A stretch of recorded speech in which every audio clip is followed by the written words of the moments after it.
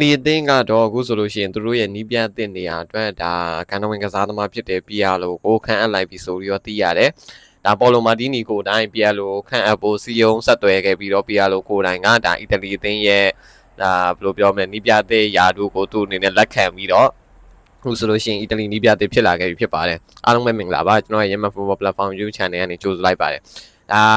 မနေ့ကလည်းဒီပေါ်လိုမာတီနီကဒီပတ်ကွာဒီယိုလာနဲ့သူဒီရက်သက်ပတ်တွေမှာစကားတွေအများကြီးပြောခဲ့တယ်ဆွေးနွေးမှုတွေအများကြီးရှိခဲ့တယ်ဆိုပေမဲ့ပတ်ကွာဒီယိုလာကိုယ်တိုင်ကအီတလီနီးပြယာတို့စိတ်ဝင်စားဖို့သူအနေနဲ့ဒါမီတာဆိုအချိန်ပေးမယ်ပြောလို့ရှိရင်သူအနေနဲ့ဒီမန်စီးတီးကနေထွက်ခွာလာပြီးမှ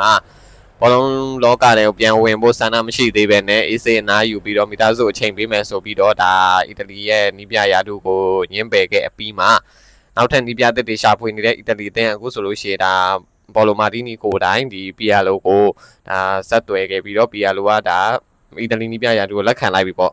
ဆိုတော့ပြောနေတာကပေါ်လိုဒီ Piero ကပေါ့လေအရင်တော့သူ Juventus အသင်းကိုကင်တွယ်ခဲ့တယ်ဒါ Sione တို့ရှိတဲ့ဦးကဒီ Juventus ကိုသူအနေနဲ့ကင်တွယ်ခဲ့ပြီးတော့အောင်မြင်မှုကြီးမားမားကြီးမရခဲ့ပဲနဲ့သူအနေနဲ့ထွက်ခွာလာခဲ့ရတယ်ပေါ့လေဘာပဲပြောဒီ Piero ကအရေးသွေးရှိတဲ့နီးပြတယောက်ဆိုတာတော့ဒါမမှားဘူးသူကစားသမားဘဝမှာလည်းအောင်မြင်မှုတွေအများကြီးရရှိခဲ့ပြီးတော့ဒါအီတလီရဲ့ကန်နဝင်တူလည်းဖြစ်တယ်လို့ဒီ AC Milan တို့ Juventus တို့လိုအသင်းကြီးတွေမှာသူအနေနဲ့အောင်မြင်မှုတွေစုခုထားတဲ့ကစားသမားတယောက်ဖြစ်တာနဲ့အညီသူနီးပြလောကထဲဝင်လာပြီးတော့ဒီ Juventus အသင်းကိုစတင်ကင်တွယ်တော့ကလည်းပြောမယ်ဆိုလို့ရှိရင်အရင်မစိုးဘူးပေါ့လေအလဲလက်လောက်မှရှိတယ်သူရဲ့နီးပြရေးတွေကအဲ့လိုနေထားမှာကိုသူရဲ့ဒီအီတလီနီးပြတဲ့ဒီစာမျက်နှာတဲ့ကိုသူစတင်ဖွင့်လှစ်တော့မယ်ဒါအသေးစိတ်ချက်လက်တွေဒီဘယ်လိုပြောမလဲစာချုပ်စာတမ်းအပီးစီကတော့ဒါနောက်ထပ်ရက်အနေငယ်ကြာရင်ပြီးဆုံးသွားမှာပေါ့လေအခုကတော့Piero ကိုတိုင်းကဒီအီတလီနီးပြရာတို့ကောင်းချင်းခဲ့တာဖြစ်တဲ့အတွက်အခုဆိုရင်တော့ဒါနီးပြတဲ့ဖြစ်လာမယ်ကျန်တဲ့ဒီလာစာကိစ္စတွေဒီစာချုပ်စာတမ်းတွေပြီးရင်ဒီနှစ်ရှည်စာချုပ်ချုပ်မှုတွေကတော့နောက်ရက်သက်ပတ်ဒီမှာဒါပြီးသက်လိမ့်မယ်ပေါ့လ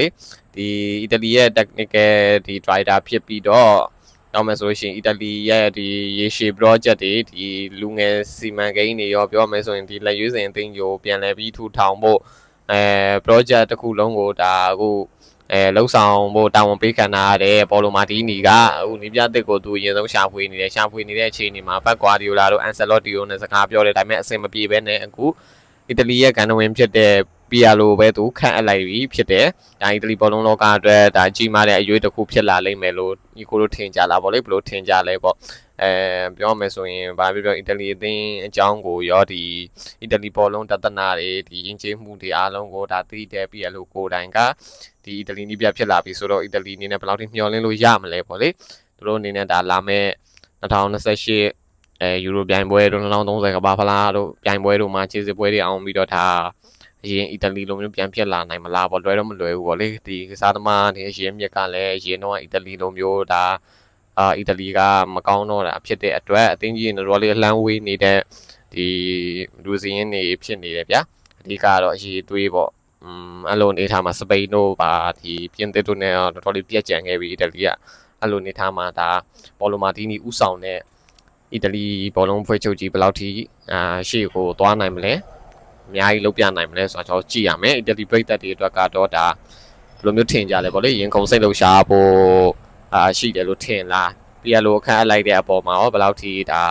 အတွေးတွေရှိနေကြလဲပေါ့လေဒါဆွေးနွေးတော့လို့ရပါတယ်ကျွန်တော်တော့ဘာပဲပြောဒီPieroရောက်လာတာက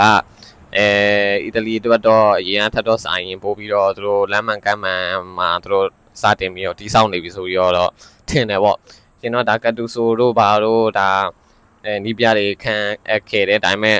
ဒီကတူဆိုလဲဒါအီတလီရဲ့လီးချက်မှာပဲသူဆိုလဲ AC Milan ရောဒီအီတလီကလပ်မှာရောသူအနေနဲ့အောင်မြင်မှုတွေအများကြီးရခဲ့တာဒါပေမဲ့ခြေစစ်ပွဲအောင်မအောင်ခဲ့ဘူးလေအဲ့လိုတာရကတွေလည်းရှိတဲ့အတွက်ဒါအီတလီအသင်းအနေနဲ့ပြည်သက်တွေကတော့စိုးရိမ်မှုတွေဒါမျောလင်းချက်တွေကတော့ရှိတာပေါ့အဲ့လိုနေထားမှဒါ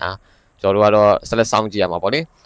အခုဆိုလို့ရှိရင်တို့က project အသစ်တွေပြီးတော့လို့ရှိရင်ဒီအီတလီရဲ့ဒီဥက္ကဋ္ဌတွေရောအကုန်လုံးကိုဒါပြောင်းလဲထားတဲ့အနေထားမှာအီတလီဘောလုံးလောကကြီးတစ်ခုလုံးကိုတို့အနေနဲ့ပြောင်းလဲပြီးတော့အခုအသစ်ကနေပြန်စ